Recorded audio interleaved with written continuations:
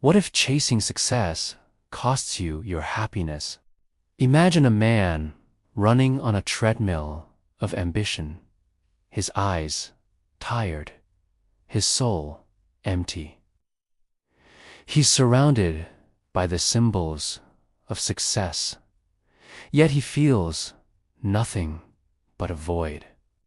This is the story of Daniel, a man who had it all but lost himself in the process. Meet Daniel. On the surface, he was the definition of success. A high-flying career, a six-figure income, a sleek, modern apartment overlooking the city. He was ambitious, driven, and respected by his peers. But behind the polished exterior was a man in turmoil. He was constantly restless, always chasing the next big thing, the next promotion, the next deal. Peace and joy were foreign concepts, replaced by an insatiable hunger for more. His life was a blur of early mornings and late nights. His world shrunk to the glowing screen of his phone, buzzing with endless notifications. He'd cancel dinner with his parents, ignore calls from old friends, and tell himself it was a necessary sacrifice. Work wasn't just what he did. It was who he had become. The constant pressure became his normal. Stress was his fuel, and sleep was a luxury he couldn't afford. But every achievement felt hollow. He'd hit a target, and instead of celebrating, his mind would immediately jump to, what's next? The thrill was gone in an instant, replaced by the familiar anxiety of the next climb. He started to feel like a stranger to himself. Catching his reflection in the mirror, he'd see a tired man with haunted eyes. He didn't recognize the person staring back. Who was this man, and what happened to the boy who once dreamt of painting, of traveling, of simply living? He was lost, adrift in a sea of his own making, and the shore was nowhere in sight. Then, one day, his body gave up. The years of neglect, the sleepless nights, the relentless stress, it all came crashing down. In the middle of a high-stakes presentation, his heart began to pound, his vision blurred, and the world went dark. He woke up in a sterile, white hospital room. The rhythmic beeping of a machine, the only sound. A doctor's calm but firm voice cut through the fog. Daniel, you've reached your limit. Your body is screaming at you to stop. You need to rest, to slow down, or the next time you might not be so lucky. Forced into stillness, Daniel found himself alone in his quiet apartment. No meetings to rush to, no urgent emails to answer. The silence was deafening at first, then strangely comforting. In this quiet, memories began to surface. He found an old sketchbook tucked away in a dusty box, filled with drawings from a younger, more carefree version of himself.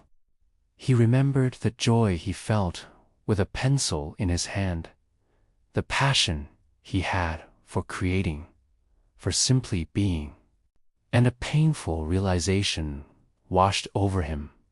In his relentless pursuit of a successful future, he had completely abandoned the person he once was. A few days later, he took a walk in the park, leaving his phone behind for the first time in years. He sat on a bench, just watching the world go by. An elderly man with a kind face sat beside him, and they struck up a simple conversation.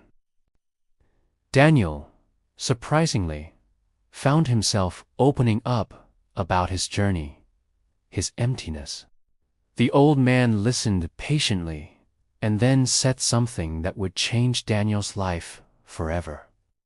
We spend our youth chasing things we think will make us happy, only to find that success is empty without peace.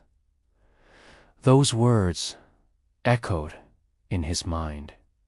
It was a turning point. He started small. He began journaling, pouring his thoughts and fears onto the page. He took long, mindful walks, breathing in the fresh air, noticing the color of the leaves, the sound of birds singing, the warmth of the sun on his skin. He discovered the simple joys he had ignored for so long, the taste of a good cup of coffee, the sound of laughter, the comfort of silence. He made a conscious choice to prioritize meaning over ambition, presence over productivity. Slowly but surely, Daniel began to redesign his life. He delegated more at work, set firm boundaries, and left the office at a reasonable hour. He started calling his parents, meeting up with friends, and rebuilding the connections he had let wither. He picked up his sketchbook again, not to become a famous artist, but for the simple joy of it. He was no longer living for the approval of others, but for himself. A weight he didn't even realize he was carrying began to lift. He felt lighter, more present, more alive. Daniel's story isn't about demonizing success. Ambition is not the enemy. The real failure is losing yourself along the way. True, lasting success isn't just about what you achieve.